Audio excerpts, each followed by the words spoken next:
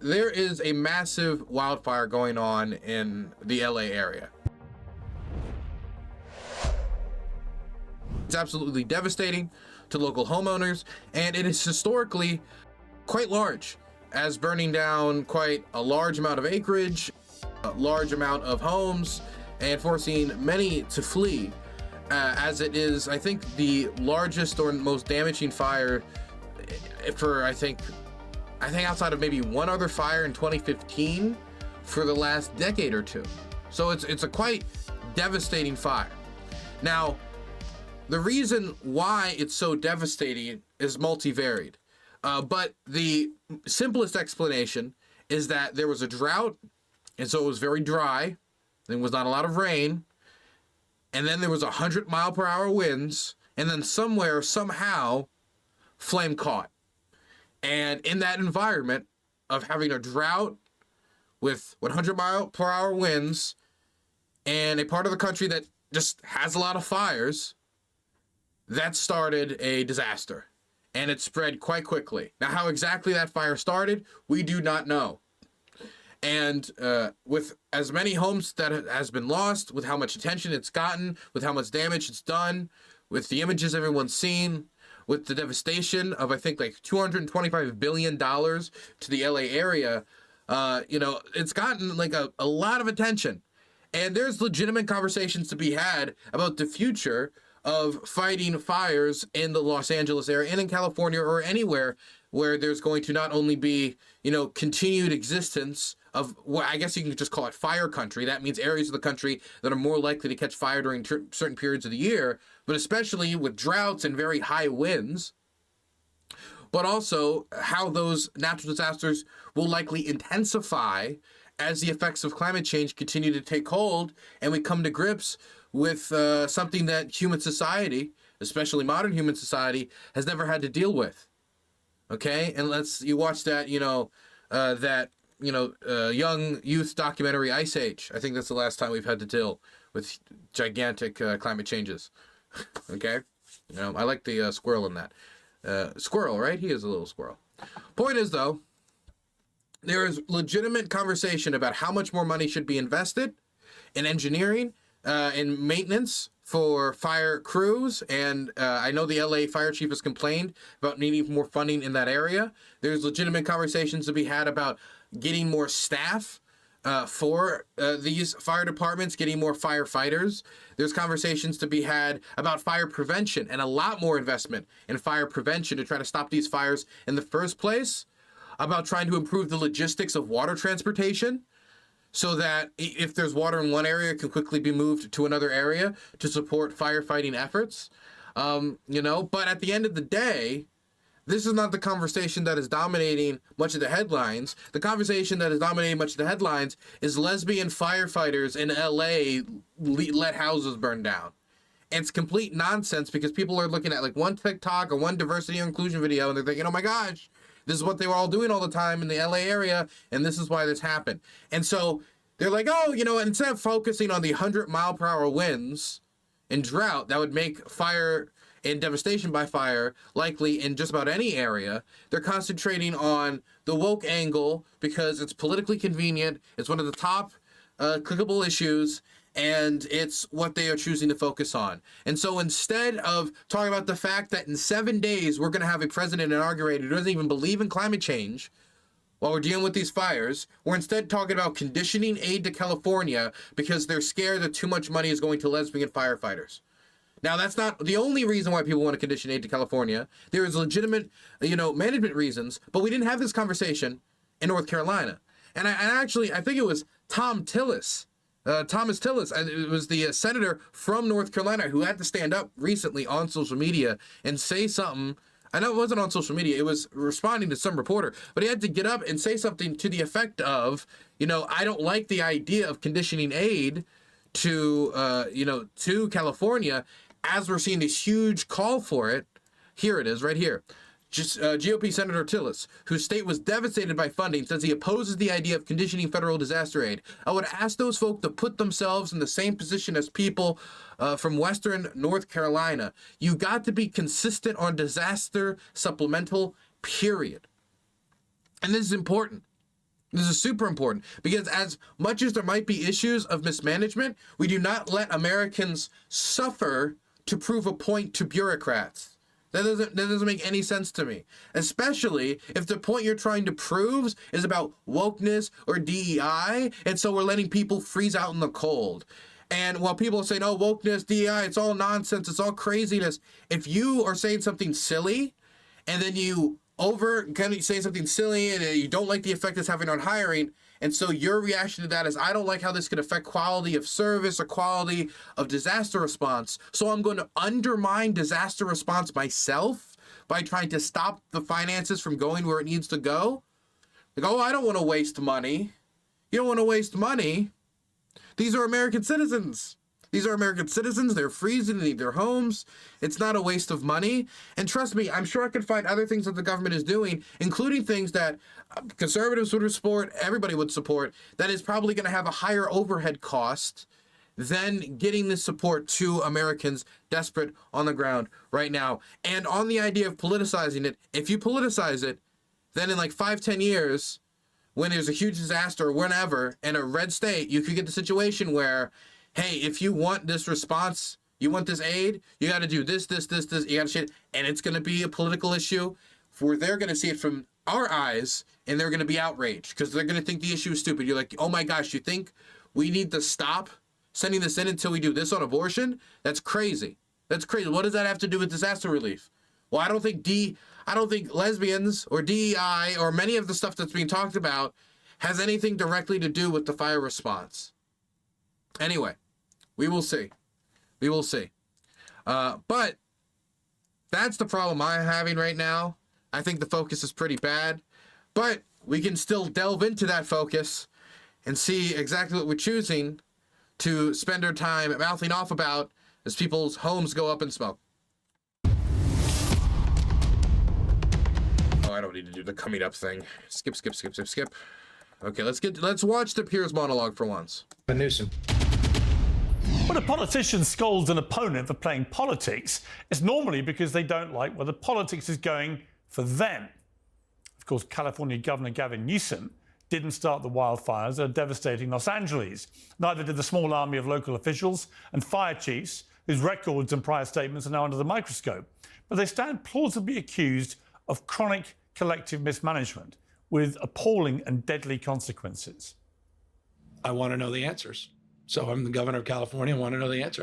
I've got that question. I can't tell you about how many people, what happened.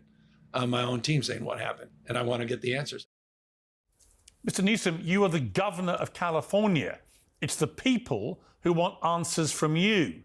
And I'm not sure why they should have to get them from a smirking appearance on what looked like a very calm, unhurried podcast. I don't want to be like nitpicky or whatever. It's definitely since we're starting off, and this is not really the stuff that angered me too much. There are questions about mismanagement. I don't know if we can say it's chronic until we know more. The fire hasn't even stopped yet. We don't even know exactly the specific details about the logistical issues that stopped water from being transported to the south of the city, where some of the largest fires were, when firefighters desperately needed that water. Some people were saying, "Oh, we just ran out of water." I saw multiple commentators spreading that lie around, which isn't true. It was a logistical issue. It wasn't that LA literally ran out of water. People were going to the taps like, "No, what's going on?" So I think that, you can talk about the mismanagement, but when he says something like this in reaction to the mayor saying, "I'm trying to find out," he probably doesn't know all the reasons that they failed yet. It makes sense that he would, wait a little bit before saying, "These are all the reasons we failed," until they've done like a full investigation. Some answers, of course, are deserved, but you're going to have to take time to get all the right answers, review what happened, and then move forward and change the Los Angeles Fire Prevention Program and fire department and firefighting services in California more broadly until you have all the detail. I'm sorry, this is I'm getting nitpicky really early, and this is going to be a long video, but I'm just saying, seems like Fox fake outrage to me. Recorded while the biggest city in the state is literally burning to the ground. Newsom has scolded President-elect Trump for spreading misinformation during this crisis, but doesn't even seem clear about what that information is. The reservoirs are completely full, the state reservoirs here in Southern California. That mis and disinformation, I don't think advantages or aids any of us. Responding to Donald Trump's insults, we would spend another month. I'm very familiar with them. Every elected official that he disagrees with, very familiar with them. We do know, though, from reporting here locally that that one reservoir that serves the Palisades was not full. And that's exactly what triggered my desire to get the investigation. Sorry? Do you understand what you just said? Now, LA's Mayor Karen Bass, who was 8,000 miles away in Ghana for some inexplicable reason when this inferno took hold, has denied that funding cuts to the fire department have had any impact on its abilities to fight fires. The city's fire chief, whose people are risking their own lives to save others, doesn't agree. Let me be clear. The $17 million budget cut and the elimination of our civilian positions like our mechanics did and has and will continue to severely impact our ability to repair our apparatus. So with that, we have over 100 fire apparatus out of service. And having these apparatus in the proper amount of mechanics would have helped. And so it did absolutely negatively impact. Well, someone is lying, and my money's on the politicians. After all, if that fire chief was lying, she'd now be an ex-fire chief. The fire service itself is now facing difficult questions over an apparent obsession with diversity.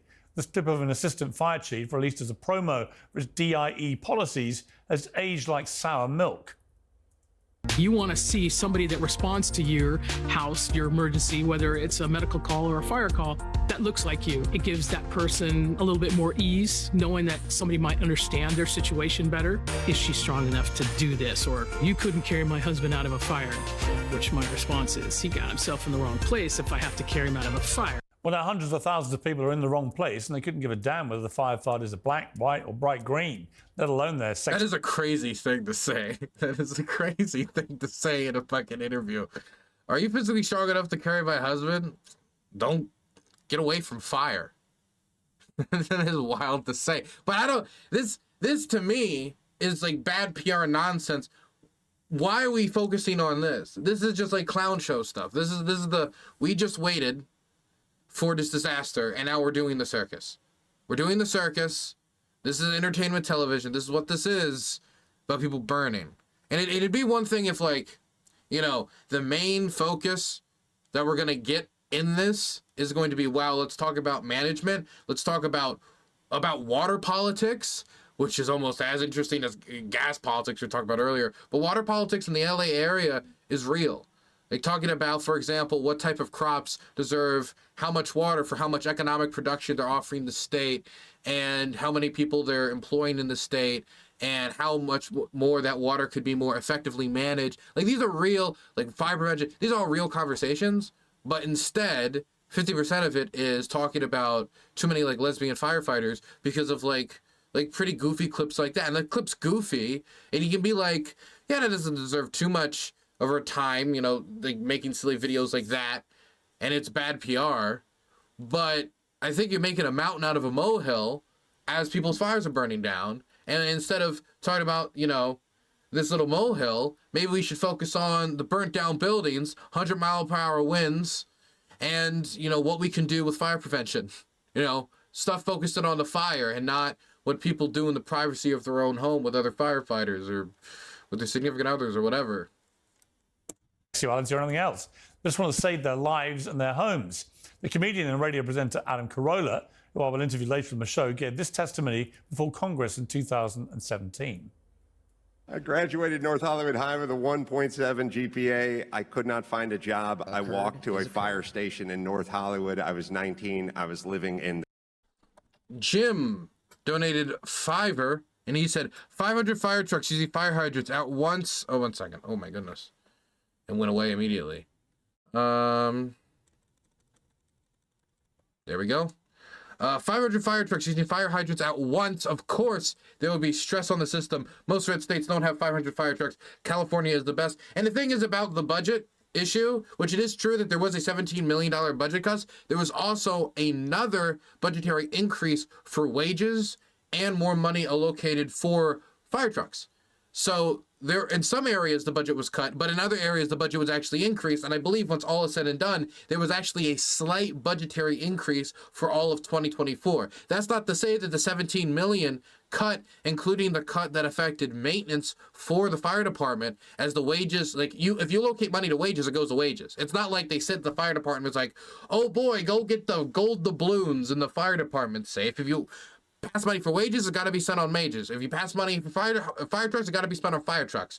So if you make a budget cut in maintenance, and then the maintenance doesn't do as well, but you increase money on the budget for, wages and stuff, like that's good for the wages, but the maintenance needs money allocated specifically for that. So while there was an overall budgetary increase, I believe, for 2024, that doesn't mean that a cut in areas that affect sectors like maintenance couldn't still have an impact. There's me trying to be as nonpartisan as physically possible. I graduated North Hollywood High with a 1.7 GPA. I could not find a job. I walked to a fire station in North Hollywood. I was 19. I was living in the garage of my family home. My mom was on welfare and food stamps, and I said, can I get a job as a fireman? And they said, no, because you're not black, Hispanic, or a woman. We'll see in about 7 years. Well, the point about DEI is not That's a wild thing to tell somebody. that gay, black or female people are unfit to be firefighters. It's about a systemic misjudgment of priorities. It's about a state that spent $24 billion to end homelessness, ended up with more people living on the streets. It's about a state that suffers dozens of massive fires every single year, but leaves its biggest city with empty hydrants in the middle of the worst fire in its history. And stuck in the middle of all this are the people whose lives are being turned upside down, including many of my friends and neighbours. I have a home in Beverly Hills. This crisis is nowhere near over, and when it is, they will expect answers and change. Where's the debate? I'm joined by the host of Keeping It Real podcast, Jillian. By the way, because he owns property there, and I'm sorry I'm going to point this out, but I noticed, I didn't even watch all of it. I watched like 15 minutes of it, and I noticed that when he talks about the devastation to the area, he doesn't say, this destroyed all these homes, all these people who live in California. He instead talks about the property owners. He says, all these property owners in California, because, he lives in multiple places at once. Now, I think it's going to obviously be most devastating for people who live in California, have one home, and don't have multiple homes in multiple countries. But since he's a property owner there, he needs to loop himself in. And I'm not saying that it doesn't also devastate the people who just happen to own property there. It does. I just find it funny because, when I hear about devastation, I don't say like when I'm in Ukraine and I'm like in a city and everything's getting bombed and devastated, I don't be like, oh my God, look at all these village homes, these poor property owners. I say these residents, these people who live here, these community members, these are like the people who are part of it's property owner because he owns a property there. I'm not saying that's bad or anything. It's something I noticed, and I thought it was interesting. Why am I pointing it out? I really don't know. I just noticed it. Michaels. And I want to put a little flag in it. By Amala Ekpunobi, who's the host of the Amala Show. By the Night School host, Marc Lamont-Hill. I'm not saying, look, if I bought a cabin in Ukraine and it got burnt down, I'd be sad about it too. I just don't know if I changed my rhetoric to the property owners in Ukraine and instead of the people of Ukraine if I talked about like a bombing. And the activist influencer, Michael Mezz. Well, welcome to all of you. Let me start with you, if I may, Marc Lamont-Hill, because you've been getting into it with lots of people about the whole issue of DEI and whether that's had any involvement here or whatever. What's your The first statement when talking to the panel, DEI. 100-mile-per-hour winds, a drought, very little rain, so many other factors involved here. First thing, so the black lesbians in the police, in the fire department, let's talk about it. Review here. I mean, do you think it's played any part? Are you uncomfortable about the advert I just showed with people who are sort of, looks like to me that they're playing the DEI card to justify their position? Those are two different questions. I'll answer them both, though. The first thing is, do I love the commercial? No, I think the commercial misses the mark for several reasons.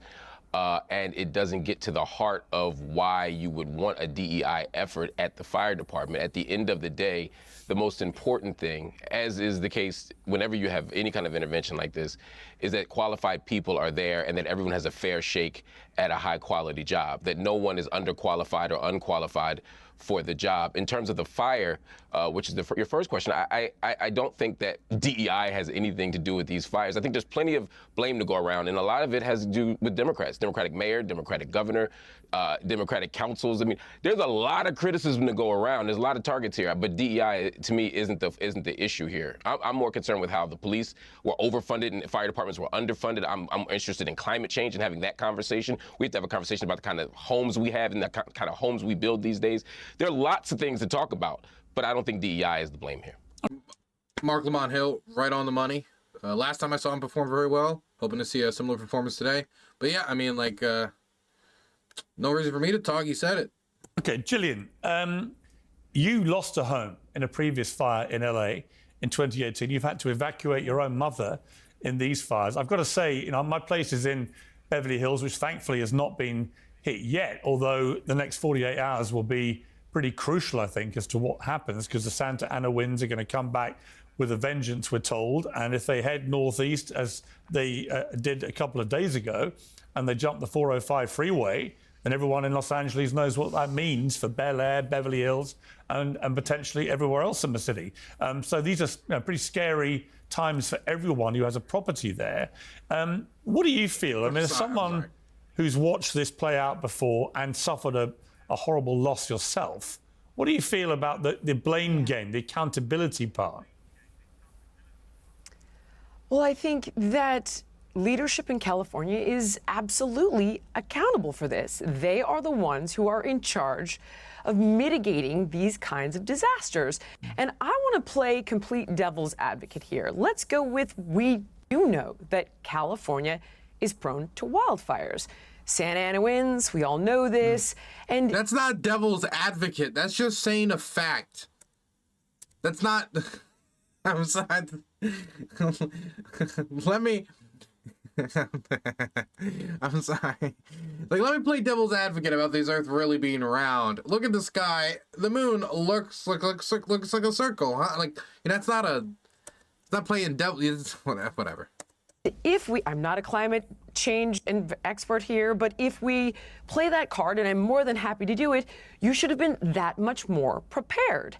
And we know for a fact that if we were doing prescribed controlled burns, forestry cleanup, creating fire breaks, if we had the reservoir filled that was uphill from the Palisades, the one closest to the Palisades, we probably could have put that fire out more effectively. The thing is that the LA fire, like the water system, it's like in different like water, I want to say jugs, but like water containers, and they're full of gallons and gallons and gallons of water.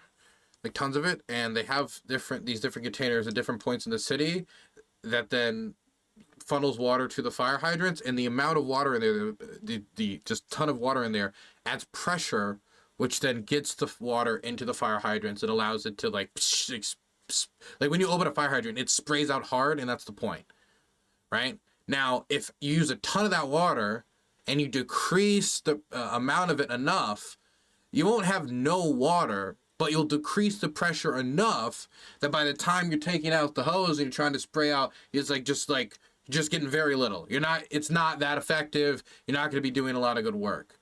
And so that's the situation that was found in the south of LA, in the area that she's talking about. Whereas a lot of people said they ran out of water. It was one jug not having the logistical connection to the other jugs, ran out of water, unable to put enough pressure because it was running dry, and that was the situation. So it was one part of the city running low on water, which decreased pressure. To put it in, again, trying to depoliticize my language as much as possible. By getting it done sooner rather than days later, if you manage the state's water more efficiently, and there are so many issues with that, considering how many billions of gallons go to growing shelled nuts. It's like 80% of the state's water, which is 2% of the state's GDP. If you reprioritize... See, water management, this is a real conversation right there. where you're putting the state's budget, instead of giving homeless people drug kits, and maybe invested in desalination plants. I mean, there are so many. And there you go, going off in the la-la land. If we didn't give all these homeless people drug kits and tools to help increase survivability in California, and instead took that money and threw it at... You could do both. You could always do both. I don't know if the answer to a situation was like, oh, there's not enough pressure in the South water-wise because of our logistics. The answer to that is like, okay, well, so obviously we need to decrease the amount of funding to increase survivability amongst drug users in California, because the thing California needs more than anything, apparently, is more people ODing on the street, which will happen. Like, not to be mean, I'm just saying it will happen. And so we have to do that. Why? Why are these two things connected? Why can't it not be that there is like a federal fund directed towards all states, no matter party lines, that has to deal with increased climate change events that could, kill people, whether it be flooding, whether it be, some sort of mass fire event, hurricanes, etc. And that's an option. Why does it have to be we take the money from the homeless to do this? Why could it not be we take the money from, a subsidy to a company? Why can it not be we take the money from a program that isn't, stopping people from overdosing? Why can't it be, how about we tax this, we tax the wealthiest among us? Why is it always immediately, let's find the most vulnerable amongst us, cut resources for them, and use that to fund the project? Why is it never the least, not the most vulnerable, but the least vulnerable amongst us? I don't think that, like, when I think of California, a lot of people just think of the homelessness crisis. I don't think the solution to this is to take away the resources from stopping those people just dying on the street. I don't think that's the solution. Things that we can talk about. You're just trying to tie, it's the old tactic. It's undermine the credibility. Okay, so she's undermining the credibility of the liberals there. Then after you undermine the credibility, then you've got to, after undermining, you read the reader. It's undermine, then it's, what was the order? It was undermine, not attack, and then redirect. It was something between undermine, downplay, redirect. Undermine, downplay, redirect. We got undermine, we got redirect, and I think the downplay was the area of like, okay, sure, fires, bad in California. Yeah, the LA area is an area that will always deal with really, really, really, really, really bad fires. That isn't devil's argument. That is starting from the foundation. It is talking about Alaska, or for example, somebody living in Antarctica and saying like, oh, well, some people froze to death. And you're like, okay, first off, let's play devil's advocate. It's cold there. No, that's a foundation for the argument. If you don't understand the area you're talking about, like, that's downplaying. It's downplaying. It was undermine, downplay, redirect. Undermine the credibility of the local government authorities when they did anything before we really have all the facts. But of course, there's some areas you can still talk about. After you undermine, you downplay the severity. I guess you downplay the fires. Not to say that they're not really bad, but I mean, if they're really that bad, then you should have been prepared. Yes, they should have been prepared. But that's not, like, that's a fact you need to know about California, that not only are these fires bad, but they're going to continue to get worse as we continue to feel the effects of man-made climate change, which our next president doesn't even fully understand. And then you redirect towards the homeless, you redirect towards people ODing on the street, drug addicts. You redirect somewhere else. Or for example, wokeness, DEI. It's not good. It's not good. In this episode that are grossly negligent and would have had a massive impact on saving lives and saving people's homes. Yeah, I mean, my feeling, Michael, I'll bring you in here, is having had a home in LA for 15 years and lived and worked there for 20 years, this issue of the fires has been ever present. I mean, the big fear has always been another big earthquake. But everyone's been very aware that there's been a lot of fires, and they seem to have been getting more prevalent, not less prevalent. And everyone's been like, well, what's being done to protect everybody? And there was perhaps a false complacency that stuff was being done that meant this stuff we're seeing now couldn't have happened. But it has. And yet, as I say that, I'm mindful of a clip of Joe Rogan that's doing the rounds on social media, which is from last summer, in which he talks about a previous conversation he had with a firefighter. Let's take a listen.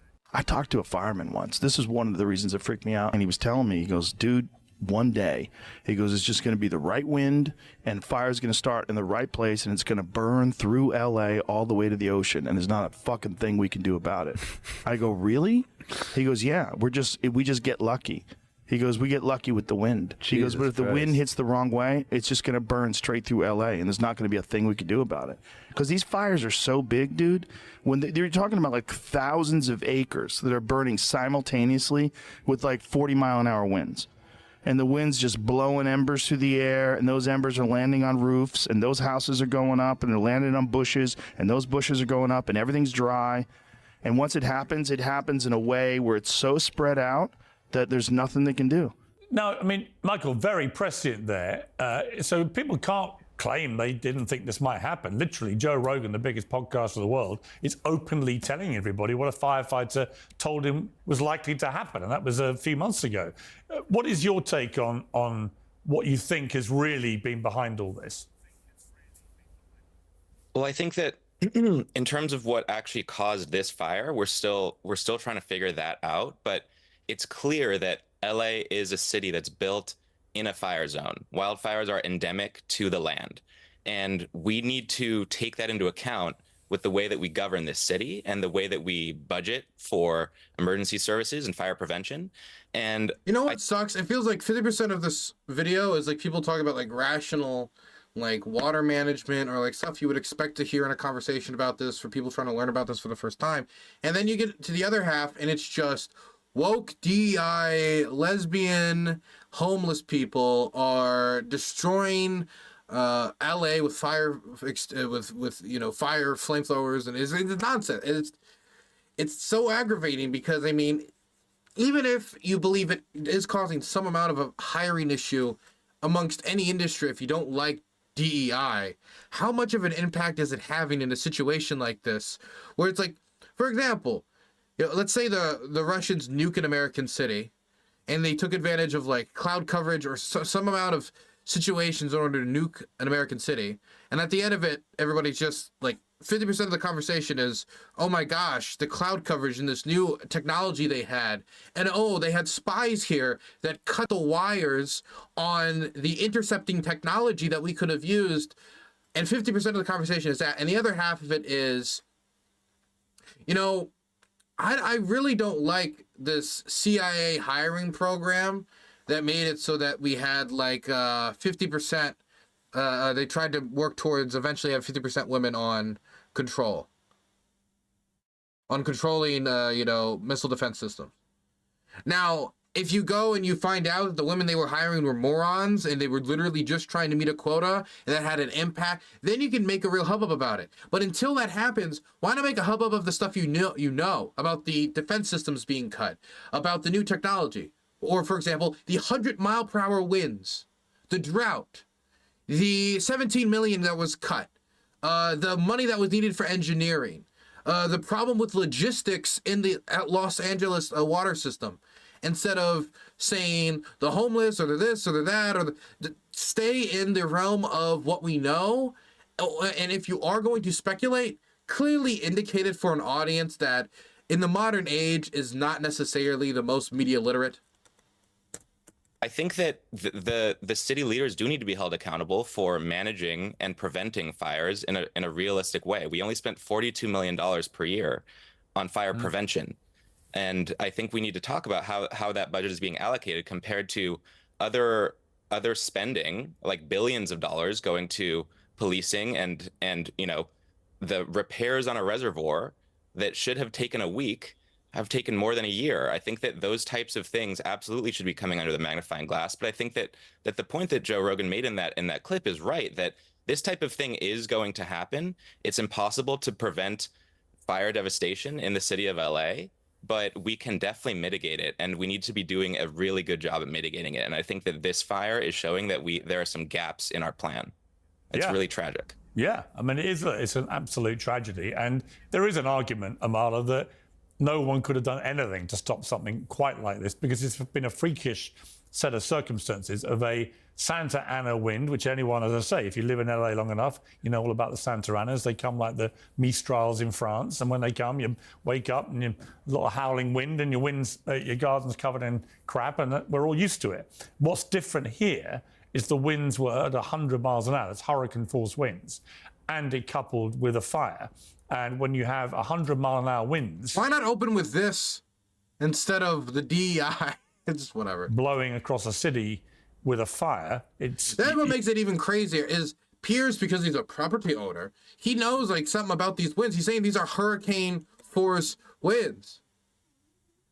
And he chooses still to open up with the DEI, whatever. It's a perfect hellish storm. So let me preface this by saying, you know, it may be nothing could have stopped this from doing what it did. However, I think you have a view, contrary to what Marc said, that DEI and wokeness... We're right back into it. We're right back. It's like he pivots for like a moment to like, let's talk about the real science of it. And now we have an permission to go back to complaining about all of this DEI. You know, some people have like lenses at which they see the world, you know, Marxism or like some sort of theocratic lens. DEI has become its own lens. You know, people think critical race theory is by a lens to see the world, not necessarily a guideline. Okay, counter critical race theory, counter DEI, it's become its own lens, where everything is looked through the lens of anti-DEI, anti-critical race theory. And you're looking through that lens first before you're looking at the 100-mile-per-hour winds. And that's the problem, is that immediately you get into any issue and you try to plant the flag in somewhere as if it's the major problem, right? It's all these states with, like, they're ranked 50th or 59th or 58th in education. 58th, yeah. They're literally off the scale. They're 50th or 49th or 48th in education. And what's their focus? Their focus is banning the maybe one trans girl that plays volleyball in their state from playing sports, instead of trying to get more food to the communities in their state that don't have all their students eating breakfast, and it's affecting their educational outcomes.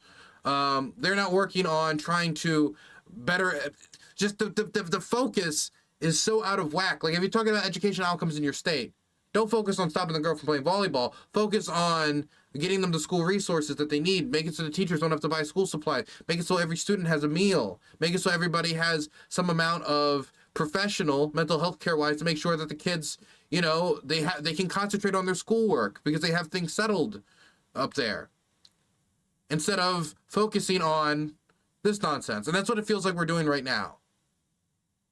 We're diverting. Played a part in the failures here. What do you say about that? Yeah, I think there's a lot that we're going to learn in the days to come about these fires. As Jillian and I believe Marc mentioned, we're still waiting to see the cause of a lot of these fires. It's totally understandable to me that this is what happens in LA, that we can pretty much imagine that this is going to occur to some extent. But we can also see a department that has, in my opinion, wasted time and resources on these woke agenda pieces like diversity, equity, and inclusion. Where could that time and where could those resources have gone? What could they have been allocated to when it comes to response to these fires? Not only that, what resources? Like if you're like, it's a hiring practice. You don't change a hiring practice and then spawn a new logistical system in the south of the state. You don't spawn like 500 extra firefighters. I'm sure they, like, if they took that time and they focused it literally anywhere else, that it could have had some effect in some other area. But I mean, again, you're making a mountain out of a molehill. seeing reports on social media, I don't know about anybody else, of arsonists, looters, and this is sort of a culture that we've created here in Los Angeles, here in California, with the way that we've been soft on crime, with the different policies that we've pushed forward. So honestly, I think we're at this moment of just waiting for information. But as Jillian said, you can also see that reservoir that held what should have been 117 million gallons of water was not working. The brush cleanup that should have been happening for decades was not happening. You have Rick Caruso here in Los Angeles, who was running for leadership. He managed to save his land, his properties, You know what that and all he did sounds so like? through proper planning Fire prevention. Focus on the fire prevention.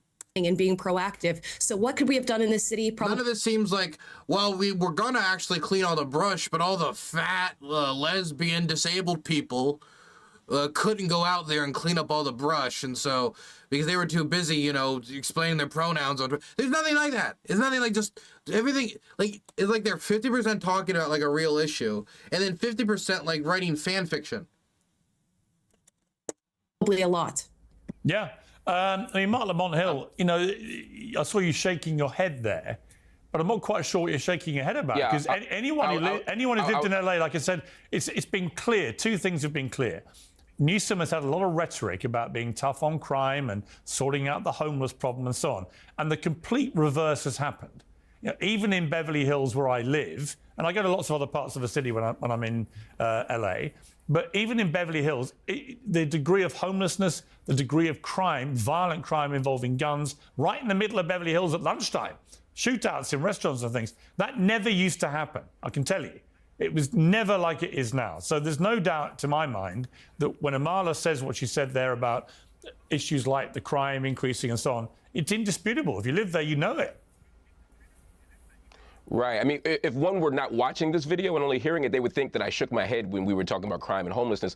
I didn't. Well, you so seem to. When I shook my head. I'm sorry. What I shook my head to was the issue around the quote unquote woke policies and DEI policies. Right. That specifically is what I'm addressing. So we don't have to guess. I'm telling you what it was. The idea that there's some relationship between the fires and the department's investment in DEI policies. Even Amala herself has said, you know, we're going to find out if that's the case. But why are we beginning from a premise that that is the case? Is anything possible? Sure, but there's no evidence of it. Also, the idea of calling it a wasted effort to me is a bit bizarre. As I'm sure you know, or maybe you don't, I'm talking to the audience, not you two in particular, the department had a significant problem with sexual harassment. The department had a significant problem with racial discrimination. It's acknowledged that. The department had multiple firefighters sue. The department acknowledged that they were overrepresented by white men and underrepresented by other groups. And to be clear, that's a statistical analysis. That's not a subjective assessment. It's not a moral judgment. I'm saying they're overrepresented demographically. Jimmy Eaton, thank you for the $2 to get across the message. Trump lies, his pants are on fire, he won't be in LA. My goodness, Jim. $2. Could have got you like a Coke. So in light of that, my question would be, if you don't think they needed an inclusion or equity initiative, how should they have responded? This is to Amala. How should they have responded to the proven cases of discrimination, sexism, and harassment that were happening in the department? What should they have done instead of having an initiative? Okay, well, fair enough. Amala? Yeah. Sure, I can answer that. Yeah, when we're looking at those cases that you've just spoken about, sure, we should hear out every single case of sexual harassment and discrimination, especially if we can prove that it's on the basis of race, or we can prove that there is ill intent within a department. Now, that's not what's being articulated by the LAFD. They are saying that they are looking specifically for people of certain races, of particular gender backgrounds, and we should be moving towards a race-neutral future. If you want people to be judged on the content of their character, of their abilities, their intelligence, their strength, which is very important when it comes to the fire department, you should do exactly that. It has nothing to do with whether or not you're a woman. It has nothing to do with your race. And as we saw that assistant fire chief state, she's speaking about diversity, equity, inclusion through a lens of wanting people who look like her to be in the department, wanting to be able to show up to houses of California residents that apparently look like her so she can serve them better. And she's not really speaking to her capabilities. As she even stated in her own video, she'd be incapable of carrying carrying a man out of a fire. So your articulation of diversity, equity, inclusion is very different from what we're getting. And let's not forget that diversity, equity, and inclusion is based out of critical race theory, which is fundamentally flawed. If we truly want race neutrality and people to be judged. Okay, can we just throw this out there quickly? That we haven't even established this as a problem. We're yapping and she's yapping and everyone's yapping about something that we haven't even established as a problem. If we've established that the firefighters who are fighting right now in LA are actually like lazy, or they're not good at their job, or people were abandoned in their homes because people couldn't drag them out because they were too weak, or they weren't in proper shape, or that they had improper response times, or didn't know how to operate their equipment, they didn't properly maintain their equipment. All the problems we're hearing is stuff that's not related to the performance of the actual firefighters on the ground in LA. Like the stuff in the South, for example, that's been complained about the most, which has to do with the lack of pressure due to reduction in water in the South, due to how many, it was just not refilling fast enough, due to how much water they were using so quickly, due to how quick the fire got out of control. That has nothing to do with, you know, of firefighters of a poor quality due to hiring programs. It has nothing to do with that. So until we've established it's a problem, we're just all in speculation land, complaining about a program that you might not like in principle because it does not have the race neutral viewpoint you have. But the idea that if we would have taken this time and rededicated it elsewhere, that they took in, like changing their hiring practices, it would have solved the situation. Wouldn't have solved the 100 miles per hour winds. It wouldn't have solved the drought. And I don't think they would have had enough money to make up all of the problems here, or like created an initiative out of thin air to fix the logistics. Like if you want to talk about mismanagement, that's one thing, but focusing on this, it's just because it's the political issue. It's the hot button issue. That's the why this is the angle it's being talked about as people lose their homes. Based off of their abilities, we should do exactly that. Yeah, and it's interesting. I mean, Marc, I'll come back to you. So you said three things hang on, Marc. Marc. I'll come back to you for a quick response, and I go to Jillian. But Marc, you know, it's come at the same week that we saw Mark Zuckerberg basically ending all of Meta's DEI programs, along with a complete reversal of everything else you could call woke policy. I mean, we're talking about like Facebook woke stuff now. I mean, we're talking about a fire. It's about a fire. The wind is blowing. Well, I won't use that phrase because there's obviously a much bigger, more problematic wind blowing. But there is a change in direction from companies that you would say were very liberal skewed, like Meta and others, to just get rid of all DEI programs because they've concluded, and you may have a view about this, that they actually they are wrong. They promote mediocrity. They're not meritocratic in the way that companies should be, in my view. And it's happening quite fast now since the big Trump win over Kamala Harris, who represented all this woke stuff to her bootstraps. What's your response to that? Well, I think you're right to say that corporate investment in DEI was always cynical. They never cared about diversity, equity, or inclusion. They did it because it was popular. After the uprisings following the murder of George Floyd, it was popular to say you were down with DEI, so they did it. And a lot of those companies never actually even turned in the money. They never actually followed up on the promises that they made. And now that it's no longer popular, they're pulling back. Corporate America does what's good for business, not what's good for people. But I reject your claim that DEI is not meritocratic or it undermines meritocracy. The data contradicts that. The decades of studies contradict that. I also reject Amala's claim that the fire department was doing something systemic in response to something that was. I'm willing to accept somebody making a moral argument that pursuing race neutrality in hiring and making a principled stance on hiring completely based upon meritocracy and taking nothing into account when it comes to racial representation. I'm willing to say I understand that position. That position, at least it makes sense to me. And you can debate the position. But the argument we're having here is about how this has undercut the performance of firefighters that we haven't displayed have done poorly. And in fact, I would even go far enough to say that it's kind of insulting, because if these guys are like imagine you get hired, maybe even in part, because of a program like this. You're out there, you're risking your life, you're fighting fires, you're representing your community, you're trying to keep your community safe, you're possibly having like multiple close calls with death, you're running low on supplies, and instead of them focusing on like the supply issues, they're saying like, I don't know, maybe the wokeness did it, before finding any evidence to support it. Your community's disaster has become nothing more but a political pawn. Individual, you know, she said they should have adjudicated those cases, but not gone on this big initiative to have different hiring practices. I think maybe what you missed was the complaints themselves were about a systemic failure to hire qualified black people, to hire qualified women. So again, when you talk about DEI, it's not about getting unqualified black and brown and women in a room of qualified white men. It's about saying there's 10 qualified people in this room. The first 6 we've hired have been white men. Maybe the next 4 shouldn't be, when demographically there's enough black people here or enough women or whomever. Yeah, but hang on, but that's exactly the point, which is when it comes to firefighting, actually, no. Sorry, I just want the best people for the job. Sorry, I do.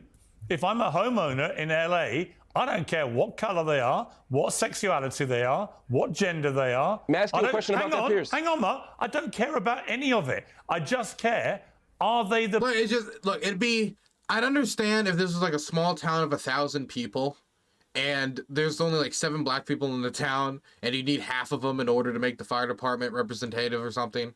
And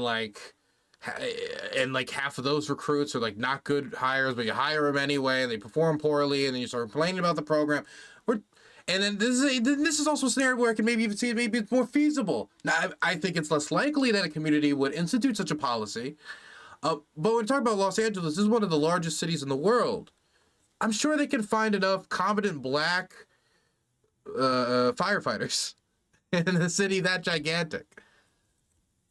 The best available people to save me from a fire. End. You're misrepresenting the issue, though. No one is saying that the best qualified people shouldn't be hired. The issue is, again, there are 10 people in a room. Yeah. They're going to hire 8 of them.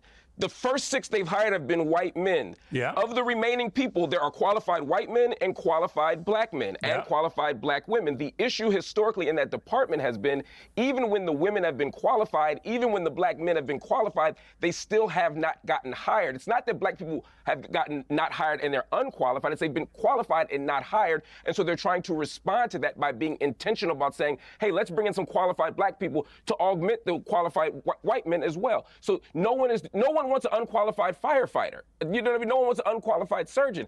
But if you keep not hiring qualified black people, we got to do something about it. Okay, let me bring Jillian in because obviously the LA Mayor, Karen Bass, is a black woman. I've got to say, of all the people in officialdom that I've seen since this disaster started, she seems to me to be the most woefully incompetent.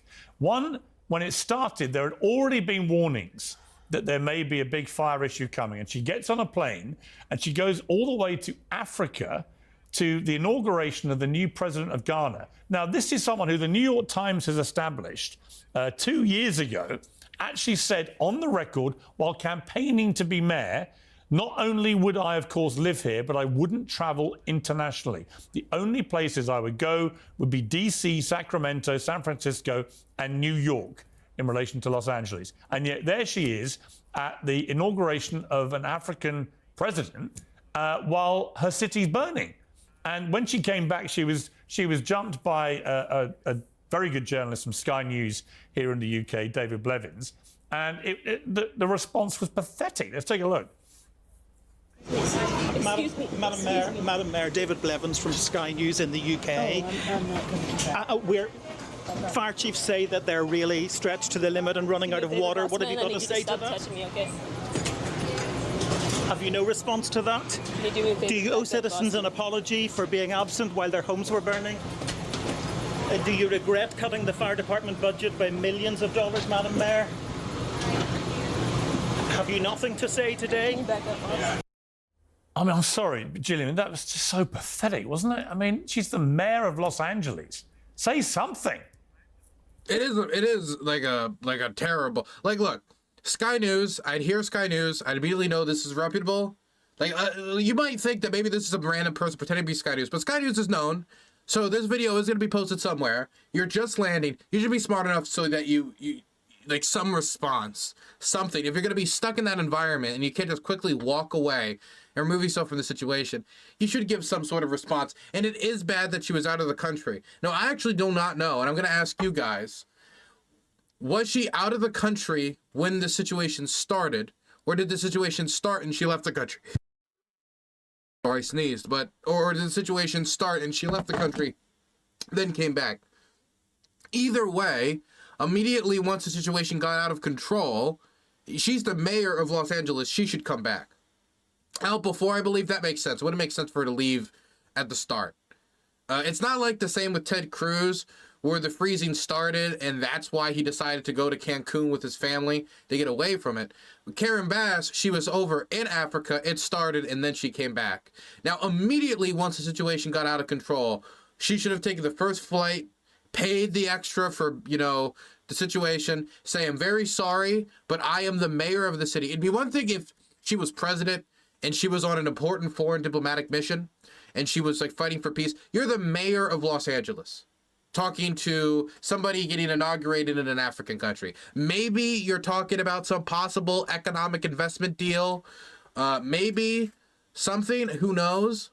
But at the end of the day, like, this fire is around your city. This is your city's natural disaster. Outside of it also being California's, it's your city. You come back on the first plane. On the first plane. If you're the president talking peace, maybe it's a little different because there are other local officials and organizations that can deal with it. You should be the first person on the ground. I mean, it's your city. It's absolutely outrageous. And again, I can't speak to the DEI component because I don't really know the history of who they did or didn't hire. I'm currently under the impression that the fire chief wanted more bodies, no matter what color, what gender, or what sexual orientation. And if I'm wrong about that, please educate me. With that said, if that's the case, then that immediately destroys the first. I mean, this is a really big video, but to be clear, eventually they do move out of this and talk to other people, and they move out of this area. Out of the section where they talk about the fire, this is probably like a third of it. And this this undercuts like 80% of the conversation. It was like, oh, well, they tried to hire everyone because they wanted as many firefighters as possible. Okay, great. Karen Bass is incompetent. I don't care if it's because she's a woman of color. She's just flat out incompetent. When your fire chief writes you a letter in December of 2024, after all of northern Malibu has just burned down again, and says, do not cut my budget, it will be a catastrophe, you don't cut the budget. I'm absolutely outraged and disgusted. It is gross negligence, period. And then you have nothing to say? Yeah. I mean, like, she's right at the area of, like, cutting the budget, because this is only going to get worse. It's only going to get worse. The budget should be going in the opposite direction. I don't like her idea of, like, instead of helping people not overdose, we fight the fires. This is the United States of America. We're the wealthiest country that has ever existed since the birth of man. I think we can both help people not literally die on our streets from either burning to death or overdosing. I think we can do both at the same time. When you're questioned about it, what are you doing in Ghana? You are a local, you're a mayor. You're not an ambassador. That's ridiculous. You don't work for the federal government. What is going on? Yeah, I mean, we could... Now, that's silly. And the reason that's silly is state representatives will go overseas to other countries to start culture exchange programs, to start try to increase investment between the two countries, work together in programs. I do not think it should just be federal representatives going out trying to seek investment in the United States. I think including state representatives adds another angle, adds another pressure valve to try to get more inflow for America and start more programs that could be beneficial for us. That doesn't mean that she should have stayed there over coming back immediately. But the idea that there's no reason why the mayor of LA would go anywhere outside of the United States, that's a far fetch. point That's a to stretch. so many of these things. It's just outrageous. Yeah, I completely agree. I think she's been completely incompetent and exposed as incompetent. In fact, all her public utterances make me cringe. Let me bring Michael back in here. Completely. I mean, I want to play a clip, Michael. This is from the fire department chief, Kristen Crowley, who, as things stand, to me, sounds the most credible of all of them when she speaks. Let's take a listen. Did the city of Los Angeles fail you and your department and our city? It's my job to stand up as a chief and exactly say justifiably what the fire department needs to operate to meet the demands of the community. Did they fail you? That is our job, and I tell you, that's why I'm here. So let's get us what we need so our firefighters can do their jobs. Did they fail you? Yes. I mean, she couldn't be clearer there, and I believe her. You know, I mean, no one has actually refuted what she said, and she hasn't been fired. So, Michael, I'm doing the maths with my old journalism hat on, and it's coming up pretty well for her and pretty badly for the elected officials. That's absolutely right. I think she's been amazing during this crisis. I think that she's been honest with the residents of LA. I think that we really trust our fire chief here after all of the appearances she's made. And as it relates to the debate about DEI, I agree with you, Piers. I don't care what color she is, what gender she is. By the way, can I just throw out there, while Gavin Newsom deserves a lot of attention for how he performs in this crisis, can we just, and like the logistics in Southern LA, not good. Budget cutting, not good. More money should have been allocated to fighting fires in the region generally, absolutely. Karen Bass should have come home sooner, fair enough. I will say that Donald Trump's just like straight up lies about everything has been pretty bad. And it is strange that the incoming president, this is like the first disaster where we really know he's going to be the president. He's coming in and getting a lot of attention. I mean, again, he's going to be inaugurated in 7 days.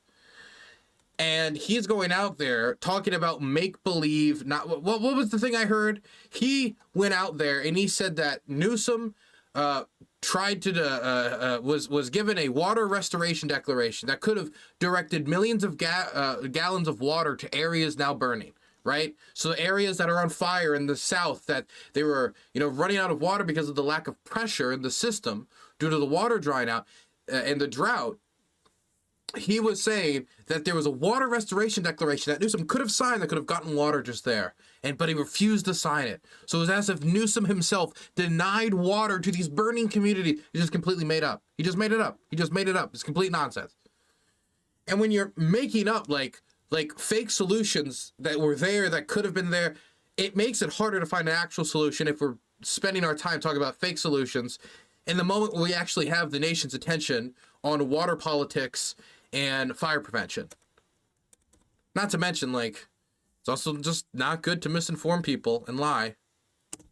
Is the fact that she's a woman doesn't matter to me. She's doing an incredible job. Right. And the fact that she's being called a DEI hire is actually pretty frustrating, and the fact that that's what some people in the media are using to spin it, because she was in the fire department for 22 years. She's incredibly qualified. She's clearly really good at PR, and I think she's really good at her job. So I don't think she's a DEI hire. I've got to say, Karen Bass. People are saying that. Karen Bass, though, is a different matter. She smacks to me of a DEI appointment.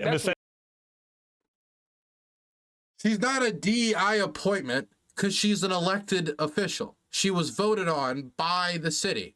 She can literally not be appointed just because of her race, because there's a selection process by the public. Unless you're saying the people of Los Angeles solely choose their representative based upon race.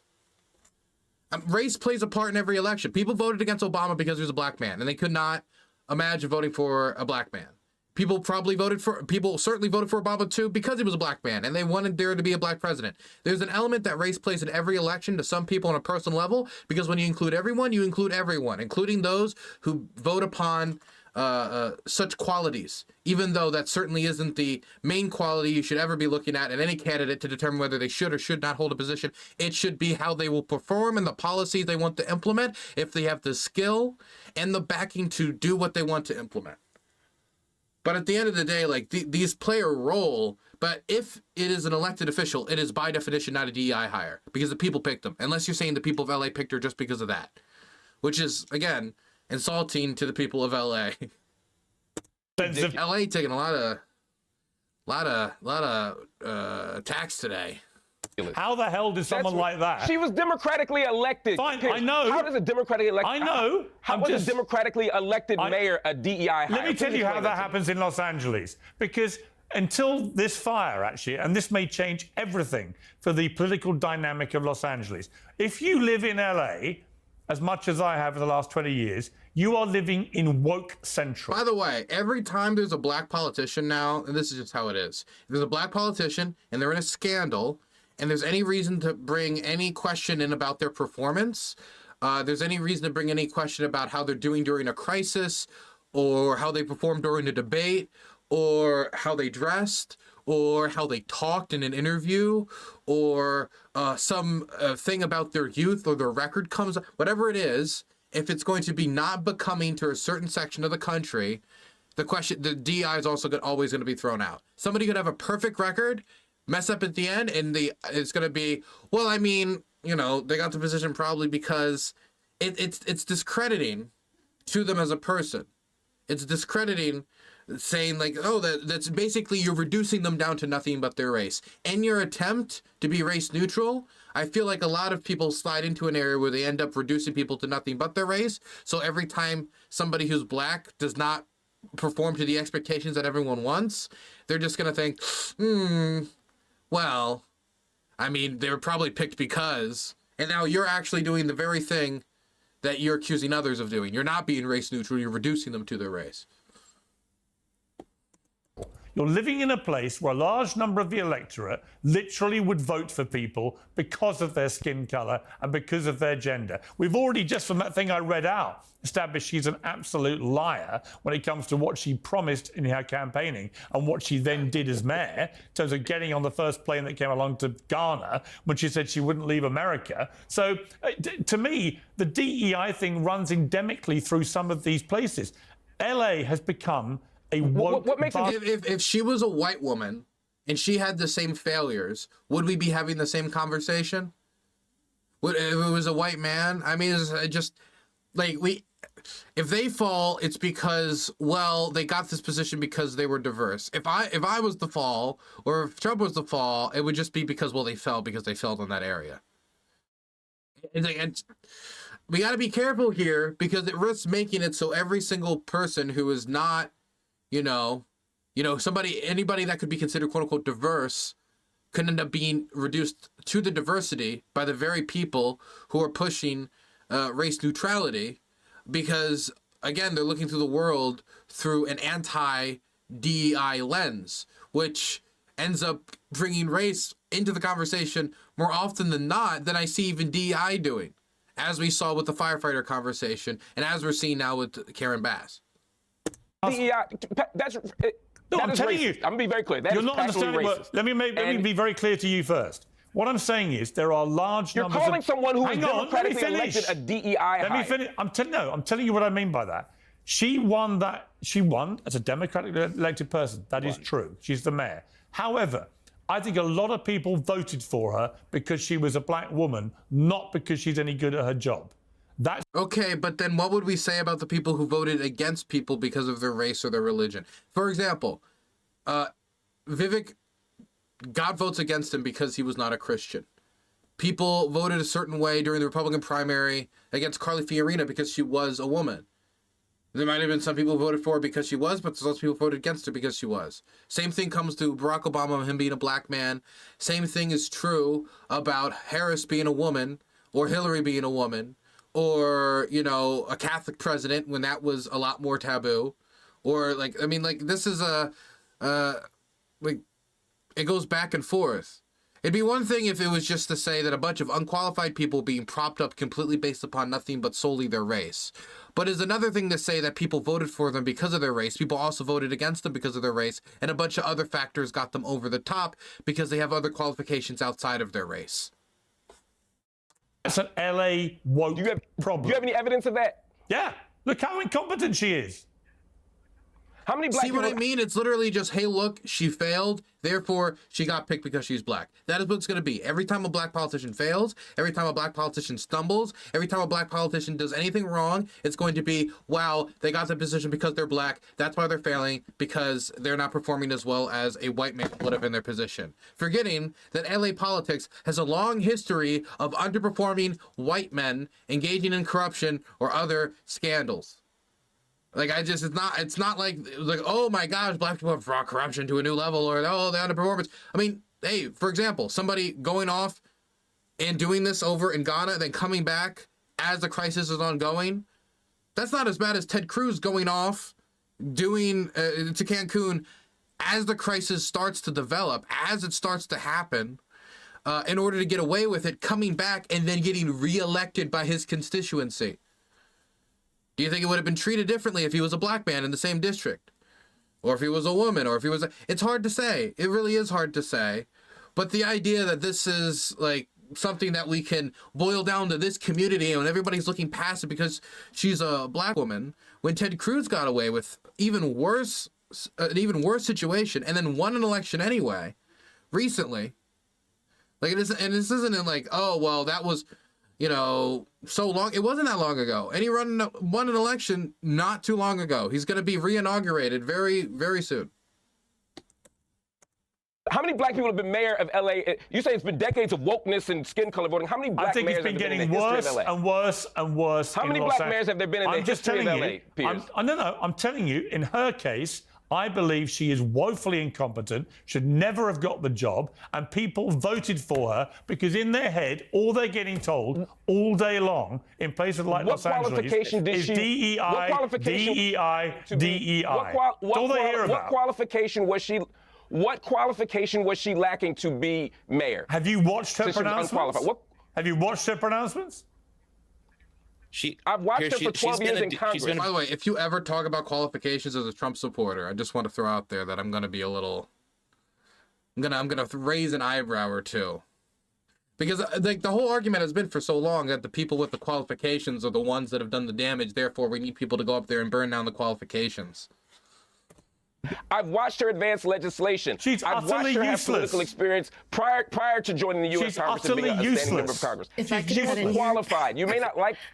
No, I think she's incompetent. It's worse than that. I don't care if I like her or not. Her political credentials are pretty strong. I think that her reaction to this crisis has been really bad, and this is the first time a lot of the world is seeing Karen Bass, unfortunately, and it's not good for her. I agree. But she was democratically elected. That doesn't make her a DEI hire. No, I'm talking about a culture. I didn't mean to cut you off. What I'm talking about, and Michael, I'll put this to you. It just seems to me, I have noticed in LA, it's been getting woker and woker and woker and woker. Right from... It's just... It's not... He's not like, look, here's the connection. It's, look, I think LA is too woke. I've noticed that it's gotten more woke, so this is probably because of that too. And I bet the mayor was chosen because they were woke. And this is the fault of woke. It's an issue that you care about, and now you're connecting it to all these other things. It's also an issue that also happens to be very viral, very clickable. I mean, if I was to try to... I could imagine doing this with my own issue. Like, the real reason that they failed is because they're anti-Ukraine, and the anti-Ukraine craziness has taken over. It's just so silly. It's just so silly. From the top of the political sphere right the way down. It's tangible. You feel it. You have a lot of people there that buy into this woke crap, right? And I just think that it's been insidious to every society where this has happened, anywhere in the world. But LA is like the epicenter of this crap, and I think it's come back to haunt them. I'll get to that in a second. When it comes to the election of the mayor, we had a decision between Karen Bass and Rick Caruso, who's a billionaire real estate developer. I think that the people of LA made a decision that they wanted a career politician who, sure, is a black woman, but I don't think that's why she got the vote. Oh, God, no. Can this not help? Let's not make this so this is how we talk about it. Like, sure, yeah, she's a black woman. I mean, yeah, but no, can we not? Oh, God, come on. Look, and plus, if you wanted to argue, you'd have to go back to the LA Democratic primary process and how she got chosen, I guess, would be like another layer you could go deeper into this. But, like, come on, there are so many other mediocre politicians who have risen. votes. I think she got the votes because she seemed like the more qualified, well-credentialed candidate compared to a billionaire who's felt very out of touch with the typical working class person in Los Angeles. I think that's why Karen Bass won the election. When it comes to the culture of DEI in Los Angeles, I think a lot of people love to paint Los Angeles the way that they see it. They love to paint the culture of California in a certain way. I don't feel like I'm living in a DEI city. It doesn't feel it doesn't feel that way. I think that diversity is important to people in Los Angeles. It's one of the most diverse cities in the entire world, and we are proud of that. But that doesn't mean nothing that wrong with being proud of diversity. Because of the color of their Listen, skin. I'm as proud of diversity as you are, and Marc is, everybody else is. Nothing wrong with being proud of diversity. I don't think you are. No, well, actually, I am. But what I believe in, I disagree. What I believe in everything is that meritocracy should trump mediocrity and should trump woke box ticking. That's what I believe. I believe that. But you're arguing that somehow she didn't have merit. I'm arguing she was more qualified than her opponent. I'm arguing a black person can do a bad job, and that's fine. Criticize them for doing a bad. Gavin Newsom's doing a bad job, but no one is addressing. You want to know what's much more of it's not a diversity, equity, inclusion hire that chose her. But this is going to be true with any country any state where one party is dominant. You can maybe say party bias. For example, if you're in Utah, no matter how bad you are, if you're the Republican nominee for governor, you're going to be governor. Same thing that if you're a Democrat in California in most instances. Last case was what? Schwarzenegger? So this is true in many states. This is probably a much more impactful version of meritocracy being thrown out the window due to party loyalty, rather than, say, the decision an individual voter makes based upon someone's race, which could be either in favor or against them. Not to say that it isn't better for somebody to not consider that and make a meritocratic decision. I think that's the case. I just think the former has much more of an impact on people all across the country than the latter. His race, he just did a bad job. Karen Bass is doing a bad job, you say. Then criticize her for that. But every time a black person does a bad job, if you call them a DEI hire, that becomes nothing more than a dog whistle and a racist slur. Yeah, but I'm not talking about everybody. She was hired. She was elected because she was qualified and because the voters wanted her. But she was elected. But Marc, you're missing my point. You're missing my point. It's not because I'm not missing your point. I'm disagreeing with your point. That's fine. And you're perfectly entitled to disagree with it. But don't start talking about dog whistles, because it's entirely down to her. It's a dog whistle. No, it's entirely down to her incompetence. And I'm telling you, there are lots of people in LA, when confronted with a billionaire candidate or her, we're going to vote for her because of the color of her skin or her gender. I'm telling you, that's what LA's like. Or because he's a billionaire and we don't. Yeah, I'm going to tell you that all around the country, people vote for Donald Trump and other people because they're white men. Identity politics plays. And you would be the first to say that's wrong. The point here is not that. You would be the first. That whenever a black person gets criticized, calling them a DEI hire is questioning their competence, not their performance, but their fundamental qualification for the job. She was qualified for the job. She just hasn't done a good job. That's fine, but that doesn't make her a DEI hire. Ben Carson was wholly unqualified to be the head of HUD, right? But no one called him a DEI hire. Why? Because he was on the right. Whether you think he did a good job or bad job, he wasn't qualified. But every time he makes a mistake, I wouldn't call him a DEI hire, even though he had no qualification. He's far less qualified for that job than Karen Bass was to be mayor of LA.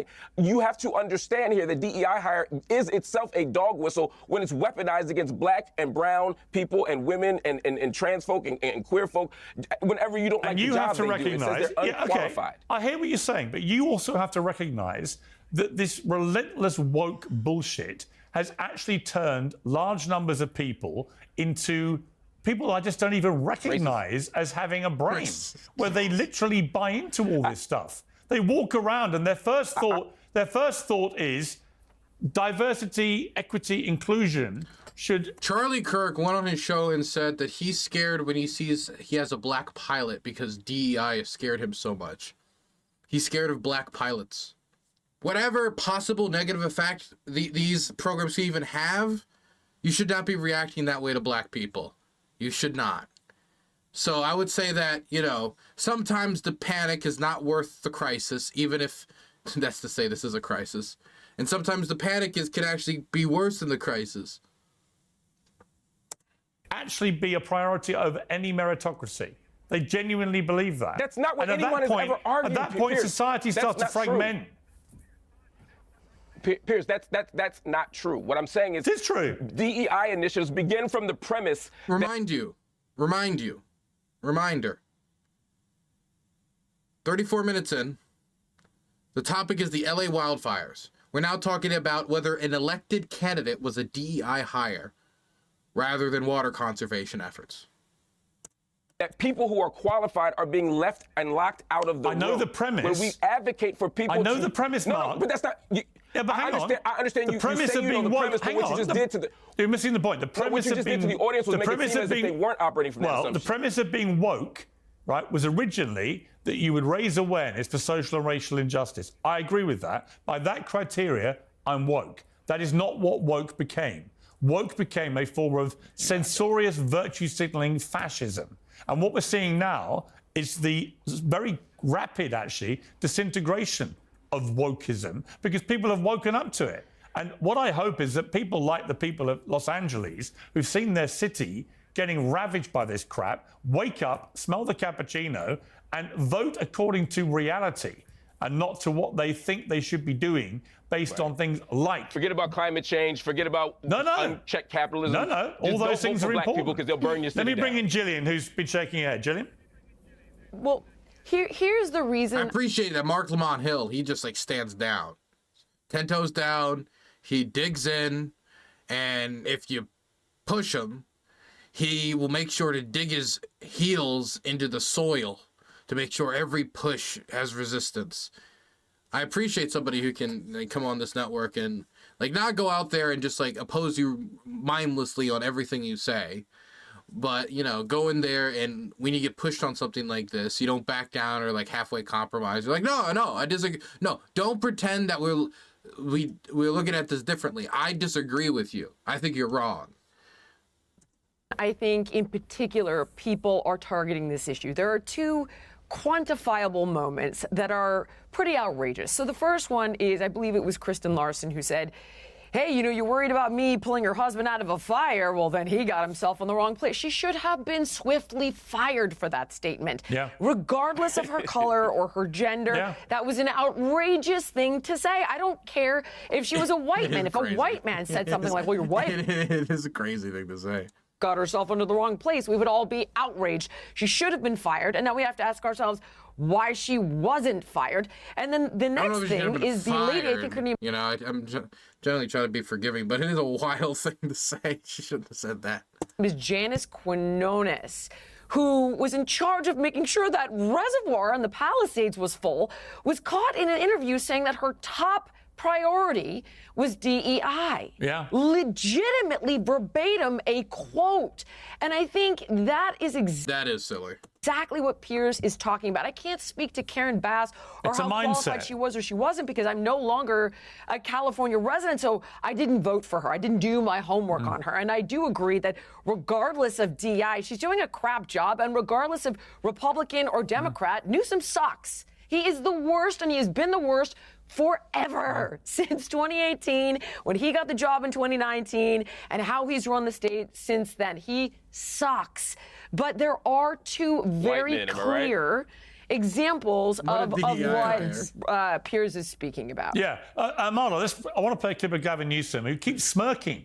I just don't understand why he keeps smirking. Let's take a look. We're in this emergency environment and everything else. So I just want to determine the facts. God, those Californians got lucky with the bear. What a cool symbol. Look, I'm not angry about our crabs or our Orioles here in Maryland, okay? But man, the bear is good. What a good symbol for your state. We're in this emergency environment and everything else. So I just want to determine the facts. But no one has any patience anymore. In this weaponized, back to the grievance of Trump, everyone else. There's immediacy. And lies travel the proverbial world, and it's hard to get the facts out there unless you have the backing of those facts and you can communicate them soberly. And so that's what we're trying to achieve as relates to this. But I have 10 other things we're doing concurrently as well. I mean, across the board on recovery, on disaster assistance, getting the major disaster declaration. It may be the first one in U.S. history over a text with the White House within literally 36 hours. And every appearance he's made, Amala, he can't stop this little supercilious smug smirk. So what are you being smug about?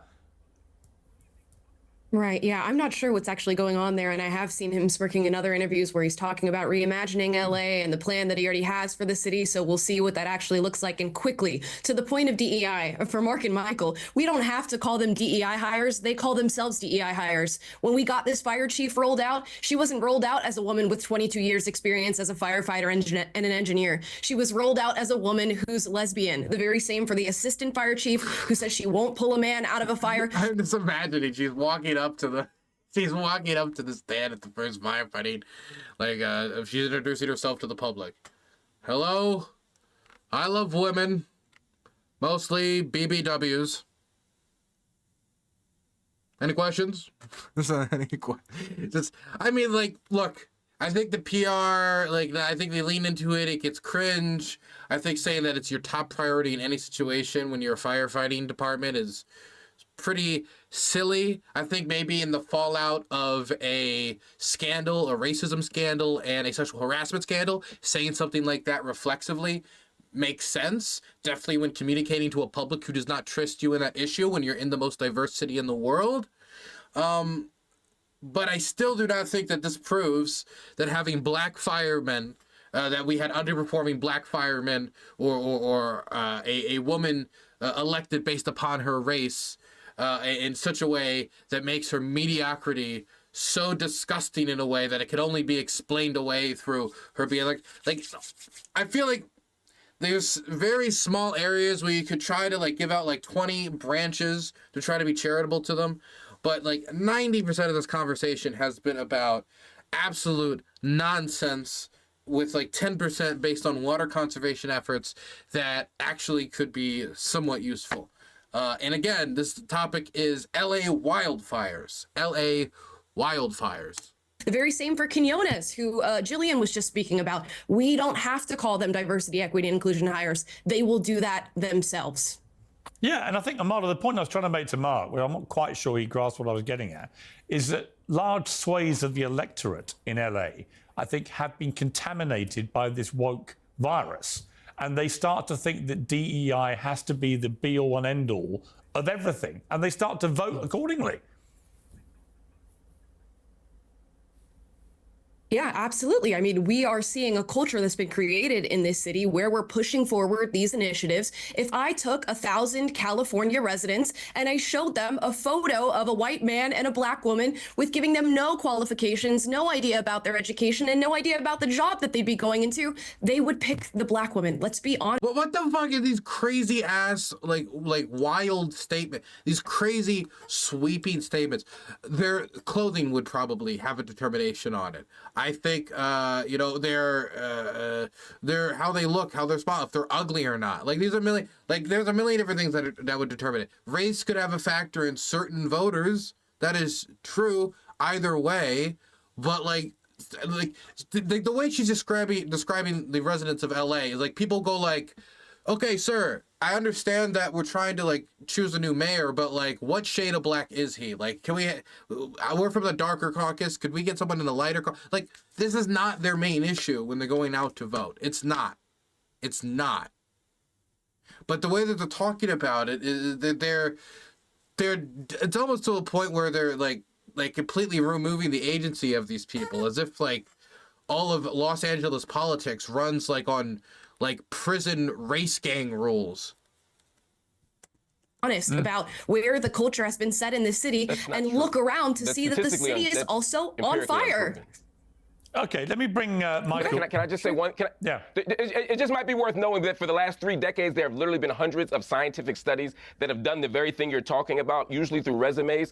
And what the evidence shows, what the scientific data from conservatives, Republicans, black, white, independent, political, apolitical, whatever, have all said the exact opposite of what you said. There has literally not been one empirical study in which the person has chosen a black person over a white person systematically. Also, when the names are blocked and they you don't think a single person, hang on, you don't think a single person in Los Angeles has ever voted for somebody based on skin color? Are you being funny? That is a Bikram yoga stretch. There's nothing of what I just said is what you just said. Yeah, you did. I was talking about employer hiring, and you just flipped it and made it seem as if I said no one in LA has ever voted on the basis of race. Everybody votes on the basis of race, or not literally everybody. Every country, every state, So you every agree city with has me then? people who vote on the basis of race. I guarantee you, old white men in Mississippi voted on the basis of race, and I don't think they voted for Kamala. Black men in New York or black women in New York voted for president on the basis of race, and they didn't vote for Trump. People vote on the basis of race all the time. So you I am say- not disputing so, it. okay. That is not my So, point. okay. The point is that So you accept that Karen Bass could have got a lot of votes based on her skin color? So you accept my premise that Karen Bass in Los Angeles... Okay, but then every single candidate would then be considered a DEI hire. Trump is a white DEI hire then. You maybe, like... Then you can say he got voted for in favor of a bunch of things that are unfair. For the idea that he's like a really brilliant businessman, but he's not necessarily the best deal maker. There's like... But you could, just on the race element alone, like... You could do that with everyone, because everyone is getting votes based upon characteristics that are probably not fair. Like, I remember my grandmother once telling me that they wanted to vote for this one man for senator because they had a nice dog. I was like, I don't think that's necessarily the best reason, but, like, what am I going to say? Actually, no, it wasn't senator, it was congressman. But still, like, there's a bunch of things that people vote off of that it's not fair. Why is it we're just isolating it on the black people, though? Could have got a lot of votes from people based on her skin color because they bought into the whole DEI argument. No, that's not what I just said. It is. I said that everybody does it. The difference is so you agree only with me? seem to think that black people... No, let me finish the sentence. Let me finish the sentence so we're clear. You seem to only think that black people voting on the basis of race or brown people voting on the basis of race No, counts. I'm saying I black, said she white, got red, yellow, her job, Democrat, in my Republican, opinion. They all... No, I'm saying you have no evidence for your You opinion. just said You have everybody no votes evidence according for to it. race, which is also bullshit, by the way. They don't all vote according to race. But the That's point... not- did but you you've hear the actually, point? without They're the ones that realising not literally it... everybody, Yeah, but people Marc, across all... without realising it, you've confirmed my thesis, right? Because you've basically I agreed haven't. that there are large numbers of people in Los I Angeles haven't. who probably voted for Karen Bass because of her skin colour. And now she's turned out to be useless. I want you to hear. I want you to try to attempt to hear what I'm saying. First, I want you to allow. I sympathize with Marc Lamont-Hill so much. On one hand, he's getting a lot of speaking time compared to other people, which is good for him. On the other hand, it's all responding to nonsense, man. For the possibility that I could completely comprehend what you're saying and just disagree. And second, I want you to allow for the possibility that I'll allow for that possibility. You may see this differently. Thank you. This is what I'm saying. Your premise is Karen Bass was elected partially, at least, because the people who voted for her on the basis of race. And you're saying that I have affirmed that thesis through my statement. What I am saying as my rejoinder is, no, that's not what I'm saying. What I'm saying is both candidates and all candidates get votes on the basis of race. A billionaire white man also gets votes on the basis of race. And I am not suggesting, and contrary to what you just suggested, that that the number of votes for her by virtue of race are any more than the votes for him by virtue of race. I never said that, and I don't believe that. So at least, even if you disagree with me, you can at least acknowledge on national television that I did not affirm your thesis. If you comprehend, I didn't affirm your thesis. I think we're edging towards a greater comprehension of each other's positions, because the point I'm making is that I always comprehend it. Okay, but the point I'm making is that DEI has become such a massive thing in somewhere like LA that inevitably is spilled over to the electorate when they vote for elected officials. And I think that's what happened with Karen Bass, who has now exposed herself to the world as being utterly useless. That's my point. Let me bring Michael back in. On Gavin Newsom, look, he's a slick operator. No question. He's the kind of guy that if you were building a politician, he'd look and sound like... I think like DEI in this type of language has much more of an impact in boardroom conversations about how to like, you know, improve the company's image and representation and stuff like that than it has on the streets of like, man, I was going to go vote. But like, you know, I was just thinking of like this thing that Robert DiAngelo said about race theory, and no, that doesn't happen. Like I was I was gonna vote for this person, but then I remembered, wait a second, we need more black people, so I just decided never mind. Like that conversation, I don't think is happening often. I think some people have some biases that like push them one way or to the other way, but I'm just uncomfortable that every time that this is talked about, we only talk about it in one way, and it is towards minorities. It is never towards the people that make up the majority of the population. Gavin Newsom, or Barack Obama. They look the part, they sound the part, they're articulate, whatever. I think he's getting found out here. I think there's a supercilious smuggery about him. And particularly when he was asked about Trump going after him about reservoirs, and he started saying, there's nothing wrong with any of the reservoirs. And they said, well, literally one of the biggest reservoirs, the biggest near Pacific Palisades, was not working. Let's take a look at that. The reservoirs are completely full, the state reservoirs here in Southern California. That mis and disinformation, I don't think advantages or aids any of us. Responding to Donald Trump's insults, we would spend another month. I'm very familiar with them. Every elected official that he disagrees with, very familiar with them. We do know, though, from reporting here locally that that one reservoir that serves the Palisades was not full. And that's exactly what triggered my desire to get the investigation, to understand what was happening with that local reservoir. That was not a state system reservoir, which the president-elect was referring to as it relates to the Delta and somehow connecting the Delta smelt to this fire, which is inexcusable because it's inaccurate, also incomprehensible to anyone that understands water policy in the state. Now, he was squirming and tap dancing around there, Michael, but I mean, to me, he got caught out.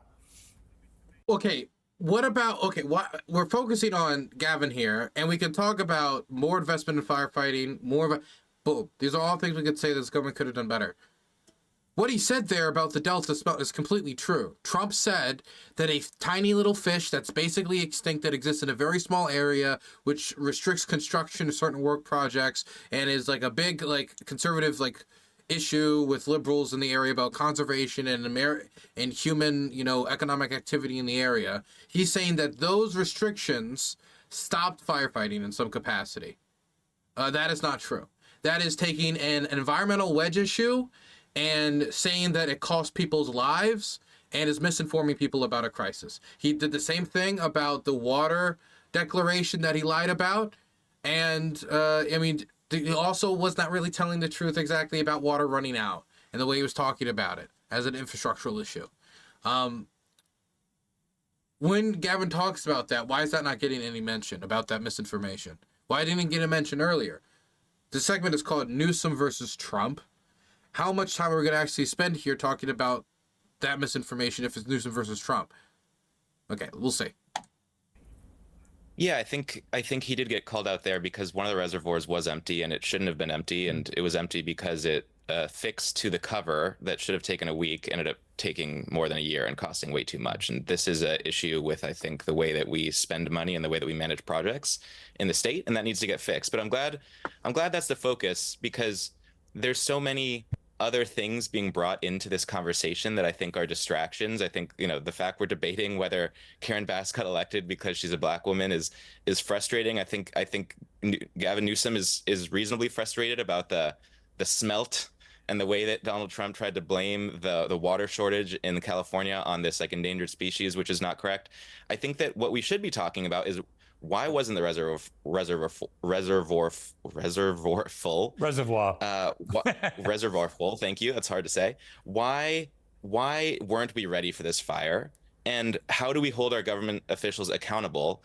Regardless of their race, regardless of their gender, I don't care, right? It feels like the whole how time do we get better at this? This guy has been on. All he's been trying to do has been trying to drag the conversation back over to water conservation, fire prevention, investments in firefighting services across the state of California and around LA. The entire time is trying to drag the conversation back over here. That's been his one commitment.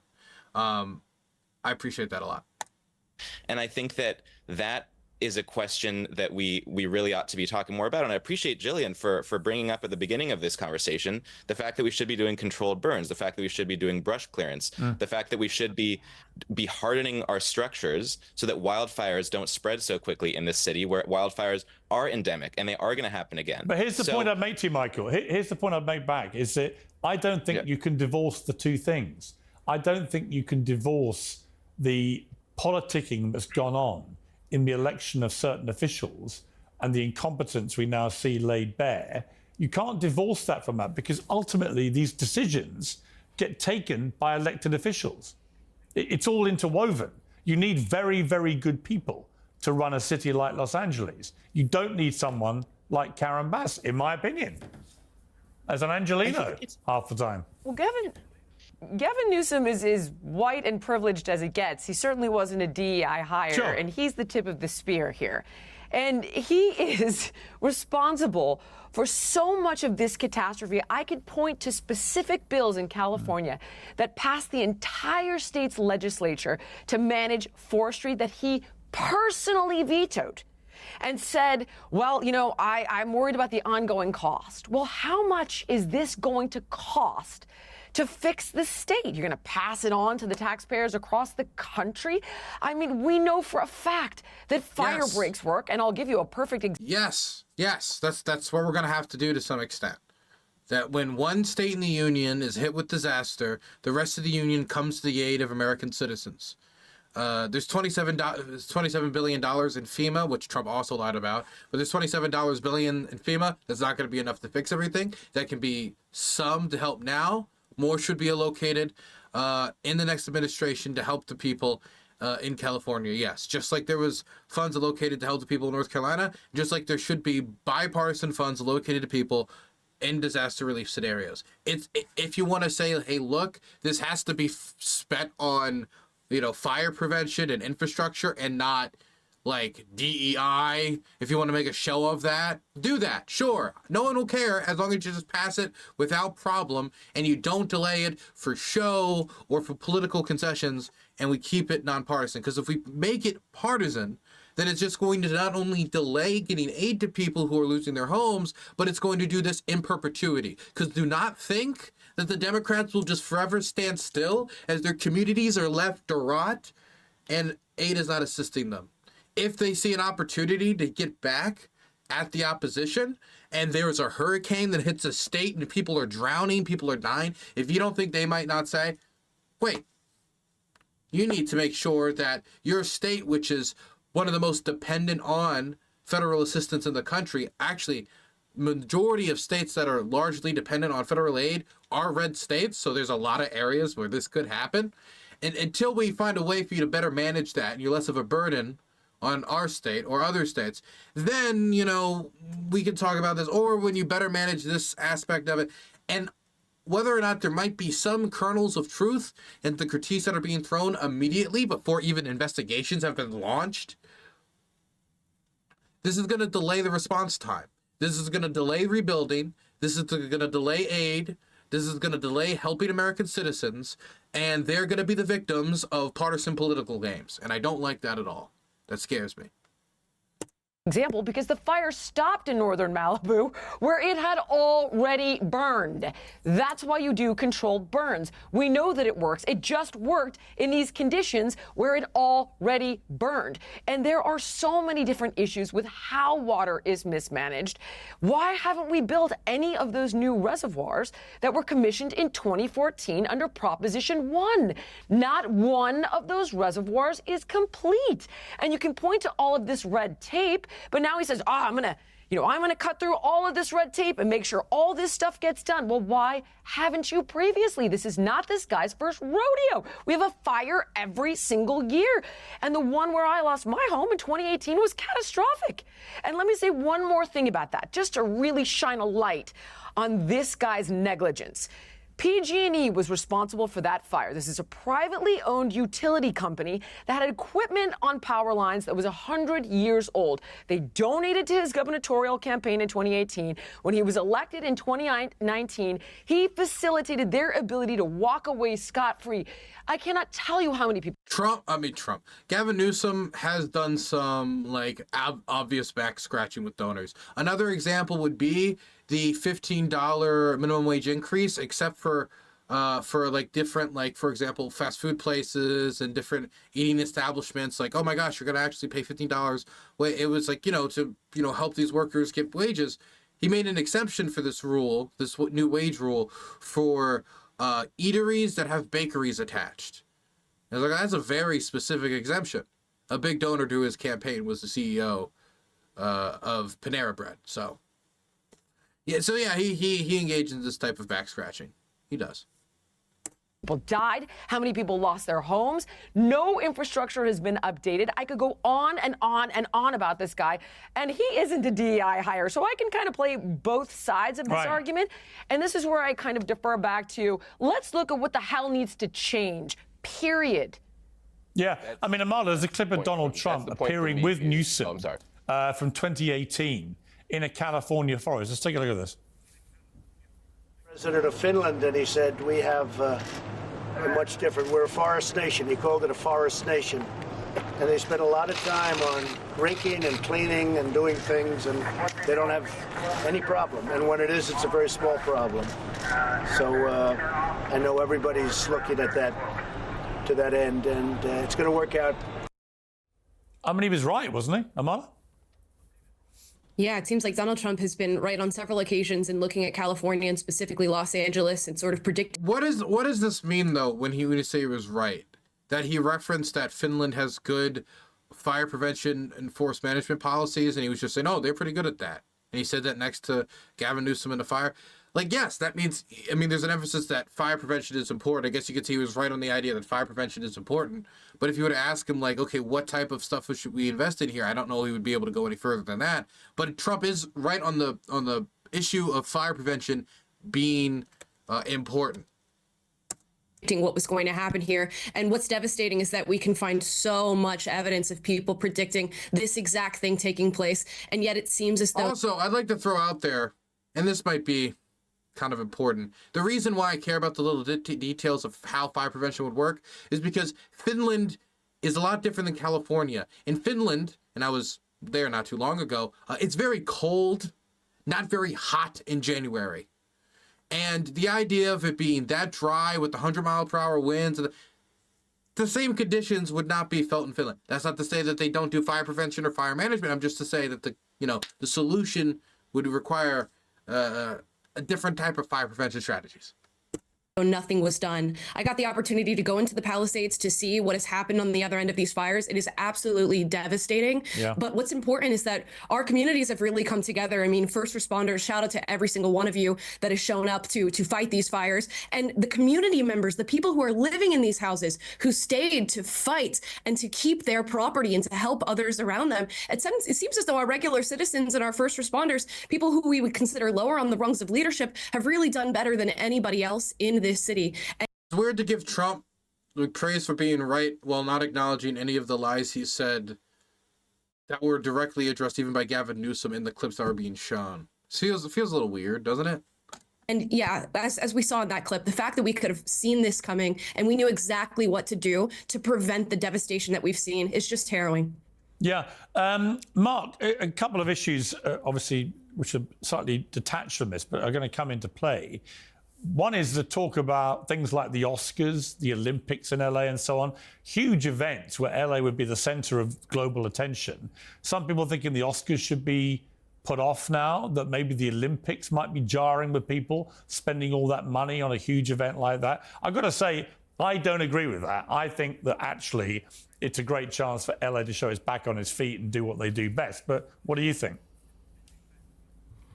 I think the Olympics is such a big haul. It's so lucrative. It's such a big stage. It's such a big spectacle, and it's so unwieldy. I can't imagine relocating it easily. And I think, to your point, it certainly helps the narrative from a state branding, even national branding perspective. It makes a lot of sense for them.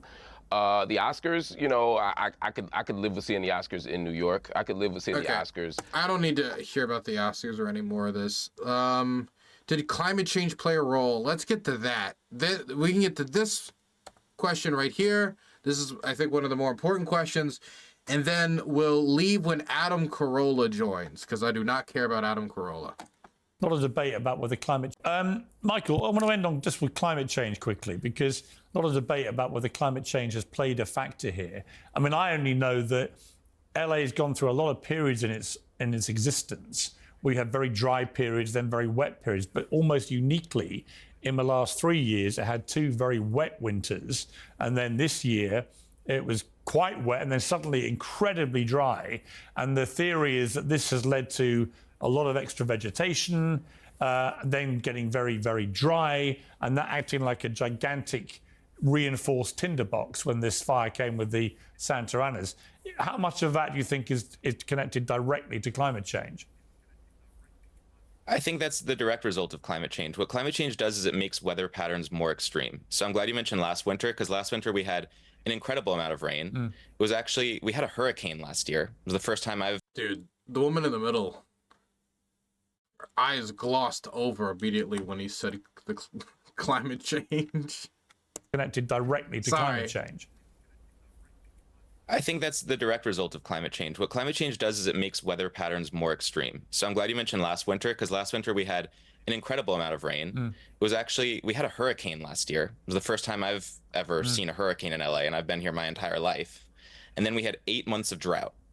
Following that a torrential downpour and a hurricane, we had 8 months of drought. So these extremities are being caused by a warming climate that is getting warmer. 2024 was the hottest year on record in human history. So there's no doubt that the drought and the hurricane were both the result of changing weather patterns due to climate change. And what that means is that the weather is getting more extreme, which means that the fact that we have a city in a wildfire zone is becoming a bigger and bigger problem, right? Because this was always going to be a problem, but now it's becoming an emergency level problem. And if we don't get better at preventing wildfires and dealing with them when they happen, this type of thing is going to continue to happen. And it's a huge tragedy now. My heart goes out to everyone who's been affected, but I think it's the responsibility of the residents and especially the officials here in LA to prevent this from being so bad ever again. But the climate change is going to make that an uphill battle. And finally, Marc, I wanted to ask you one thing about something you said on your YouTube channel. That you said that you raised the idea, the concept that potentially would there have been this kind of global attention on these fires if it wasn't affecting rich white people disproportionately? Would it be the same if the fires were ravishing the hood, as you put it? I mean, you got a bit of blowback on that. Do you still think that's a theory you want to put out there? Well, this is the first blowback I've gotten is right here with you, so I appreciate it. But do you think you're living in an echo chamber? Maybe. Right now I'm literally in an echo chamber, but I love talking to you. And I think that, you know, this country has a different response to poor people, black or white, than they do rich people. We simply respond differently. Our response to Katrina versus the response to those fires. But if 12,000 homes had literally, if 12,000 homes had burned down in South Central LA, for example, there would have still been enormous attention to it. I don't think people would have cared what colour the people were who lived there, or how impoverished it may be in parts of that. Again, your powers of psychological interpretation are stunning. I mean, you're always saying what other people would care about. I tend to go by data and things like that. No, I go by research studies and data because I feel like science is a better indicator than our journalistic instincts or vibes. And so when you look at national opinion polls, and you look at people's responses to, say, Hurricane Katrina, for example, you see that many people actually didn't have the same empathy and sympathy levels. You even had people like Barbara Bush who said, oh, this worked out just fine for them. People who got dislocated and moved to Houston permanently. I mean, it's just not true to say that we deal with poor people tragedies the same way we do rich people tragedies. There's no historical precedent where that has ever been the truth. No one has ever said, whoa, they're poor, they'll be fine. You know what I mean? Like, it doesn't work that way. Amala, do you want to just respond to that? Yeah. Oh, sure. Jillian, you want to say something? Jillian, you go. No, you go. You please. I'm sorry. Go ahead. All I will say, I guess, like on some small scale, I can grant exactly what Marc is saying. If we looked at a celebrity house setting on fire and then compared that to a normal middle class or lower class person, of course, the built-in audience and the built-in interest, I think, is going to really expand the view of what's happening. And we can see that play out in the Palisades and the Eaton fire. But I think without any doubt, this has been the largest, wildfire in all of LA history. And this was going to get the press that it's gotten regardless. But I can't say that, we don't have certain people who care more about the rich and famous than they do the lower income and the middle class. Okay, Jillian, finally you. Wait, did she say we can't? We don't have certain people who care more about the rich and famous than they do the lower income and the middle class. Absolutely. I live near Washington, D.C. I could tell. Let's go to Lobby Hill. I mean, come on. Yeah, absolutely these people exist. What do you mean? Think about all the people who follow the daily lives of celebrities every day. Hollywood is the center of the media world, of the icons, of worship that the acolytes from all across the globe go and worship on social media and in concerts and on TV. and with their subscriptions and with their purchases. And they, I mean, but of course they care more. They have much more weight, much more power, much more attention. The center, one of the central nodes of America's global media empire is going to get more attention than the poor hood. Yes, I could believe that quite easily. Okay, Jillian, funny you? Okay. I actually don't really care to watch celebrities' homes burn. And I know this is a terrible thing to say, and I feel very bad for celebrities who've lost their homes. I lost my home in 2018, and you know what? I was fine because I was well insured. I lost some family heirlooms. It was sad. It was, it was very inconvenient. I was fine. The reason this is actually so upsetting is because there are many people who are poor, and many people in Altadena. That's a very diverse community, actually. And those are the people that should be getting the press, because these are the people whose lives are going to be financially destroyed. I know one person who doesn't make a ton of money. He's got to pay his $9,000 mortgage. He's got a $100,000 allotment from his insurance company for interim housing. It's going to take 2 years to rebuild minimum. He's got 2 kids. It's going to be financially devastating for people. And I got to be honest, I'm very sad that Paris Hilton lost her house. That's terrible. I'm sad for me. That's terrible. They'll be just fine. I was just fine. I don't really think they deserve a huge amount of sympathy. But I do know for a fact that there are many people that are not wealthy who've lost everything in this fire. And I think that is really what we need to focus on and where we need to deliver help immediately. True. Yeah, my view on that, you're not wrong. All I would say is it doesn't matter how rich you are, when it comes to personal possessions involving beloved family members who may no longer be with you and stuff, there's no price you put on that, and it's the same for everybody. So I think it's that stuff is the irreplaceable. I get it, but Piers, no, I get your point. When someone's life is devastated, I get your point. You know what I mean? If you have the means to rebuild your life, sad about I agree. If you have the means to build a place over your head again, I get it. Great panel. Thank you all very much, Marc. Okay, my goodness, 80% too much. 80% of this conversation was woke DI stuff that was unnecessary. Maybe one mention just because it's been in the media space, and there might be somebody somewhere who might want to at least hear someone ramble about it for a bit, hear some dialogue back and forth. But this took the majority of this. The majority of this was talking about black lesbian DEI firemen that we don't even know really exist and have no evidence that it impacted the performance. That was very strange. And I don't like that. That's the first thing. Second thing is, Trump gets a mention only as a person who was right because he talked about Finnish fire prevention strategy. But this is LA. This is the policy would be different. But putting that aside, why are we talking about his comments in reference to Finnish fire prevention strategy in reference to LA and not his recent declarations around the Los Angeles fires that were lies, whether it be about the water preservation declaration, whether it be about the fish preservation, natural preservation, conservation effort that he's saying is getting in the way of firefighting strategy, which is just completely untrue. What about his comments about the logistics that were wrong, or his other lies? Why is it that we only brush by Trump just to say he was right and not about all the things he's lied about? Has the lies got that normalized that you don't even need to talk about them? You don't even need to review them?